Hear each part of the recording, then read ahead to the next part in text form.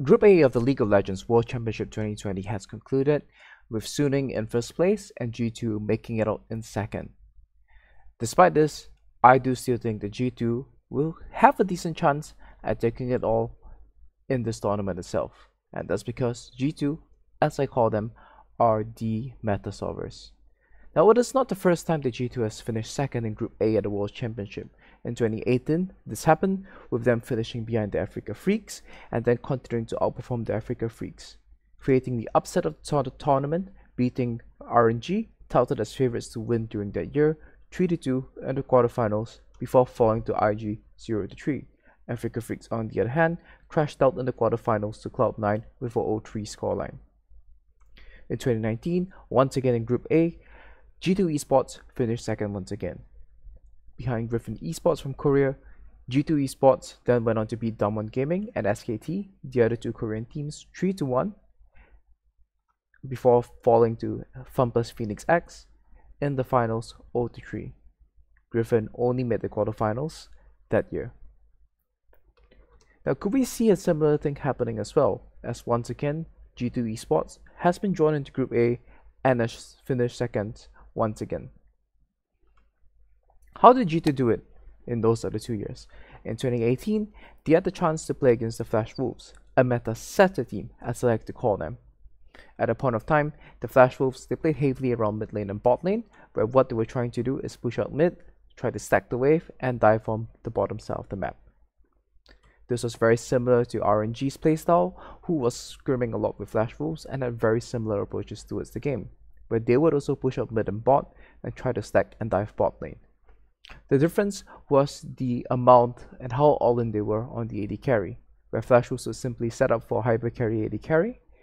RNG would then enable 0-3-2 funnel for the AD carry for Uzi to soak up auto farm on the side lanes. G2 triumphed in the group stage against Flash Wolves 2-1, and like mentioned previously, created the upset of the tournament by beating RNG in the quarterfinals 3-2. How did they do this? Against Flash Wolves, they identified that if they were to play with mages in the bot lane, and mind you, this was before Perks made the famous role swap into the bot lane, this was with Hjarnan and Wadid, and they played the likes of Hjarnan's Brand and Hybridinger. With these mages being able to push out the bot lane, Flash Wolves were not able to maintain the lane control in the bot lane to enable the stack and dive composition, and their win conditions were thrown out of the window. Whereas against RNG, they went for the likes of Irelia and Akali in the solo lanes and transitioned to the game to being one about the solo lanes being ahead. As with such efficient champions, once they were ahead of the goal curve, the AD carry will be behind on levels, and even if they had a support to back them up, they would be in a position to be 1v2'd by the likes of Akali and Irelia in the side lane, thus stopping RNG from being able to funnel Uzi effectively and locking him into the mid lane position. However, they would have to face against Invictus Gaming in the semi-finals, which would be a rather similar team to them, in which that they will play through their solo lanes on the top side of the map. This was a 0-3 defeat at the hands of Invictus Gaming, and perhaps a very one-sided series. In 2019, there was a rather similar story, where G2 came out behind against Griffin, which was a rather better representative of what the Korean teams preferred to play. Damwon Gaming and SKT were G2's victims in the knockout stages.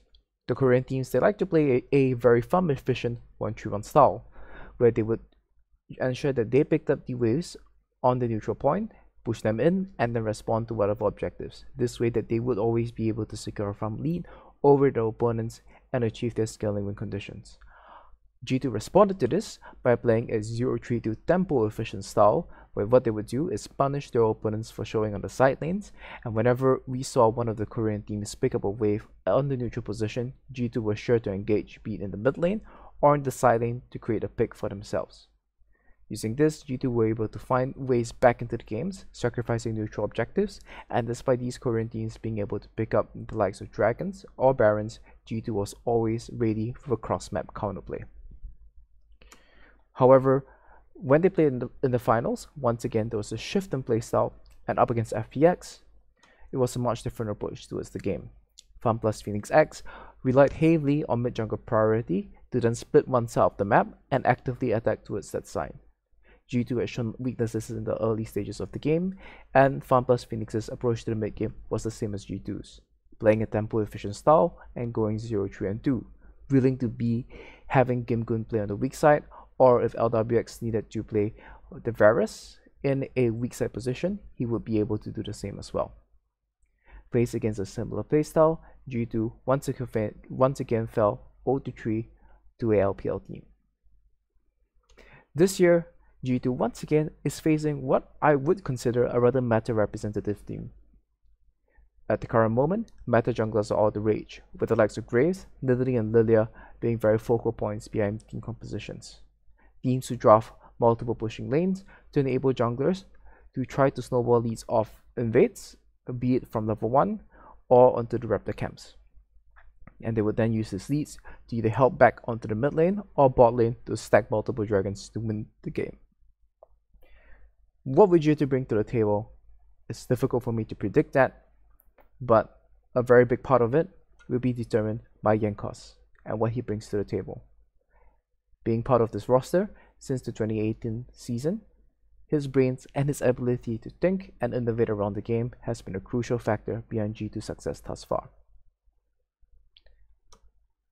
My guess is that the likes of Skarner and Jarvan might be his solutions to the current farming jungler meta, but whether we see that or not, this is pure conjecture.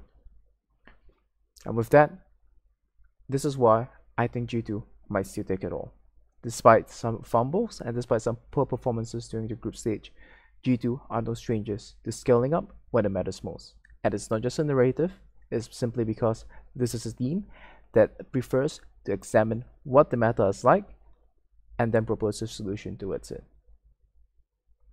If you've enjoyed this type of tactical analysis and content, do give this video a like and do consider subscribing to my channel. This was Jensen. I hope you enjoyed this video. Have a nice day and get hyped for Worlds.